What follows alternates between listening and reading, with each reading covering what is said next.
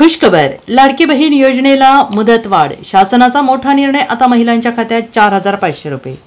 राज्य सरकारची महत्त्वाकांक्षी आणि सर्वात लोकप्रिय ठरलेली मुख्यमंत्री माझी लाडकी बहीण योजनेसाठी अर्ज करणाऱ्या महिलांसाठी खुशखबर आहे. कारण राज्य सरकारने या योजनेसाठी आणखीन मुदतवाढ दिली आहे. त्यानुसार लाडकी बहीण योजनेअंतर्गत सर्व पात्र महिला लाभार्थ्यांना सप्टेंबर महिन्यात देखील नोंदणी सुरू ठेवण्यासाठी राज्य सरकारकडून मान्यता देण्यात आली आहे. त्यामुळे लाडकी बहीण योजनेसाठी अपात्र ठरलेल्या किंवा अद्याप अर्ज न भरलेल्या महिला भगिनींना मोठा दिलासा मिळाला आहे.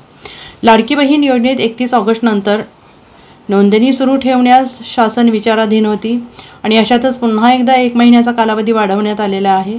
आणि यापूर्वी सरकारने 31 ऑगस्टपर्यंत या योजनेचे अर्ज स्वीकारण्यासाठी मुदतवाढ दिली होती. राज्य सरकारच्या लाडकी बहीण योजनेला राज्यभरातून उदंड प्रतिसाद मिळत असून गावखेड्यात कोट्यावधी महिलांना योजनेसाठी आपले अर्ज भरलेले आहेत. आणि विशेष म्हणजे महिलांच्या बँक खात्यात पैसे जमा होण्यास सुरुवात झाली आहे.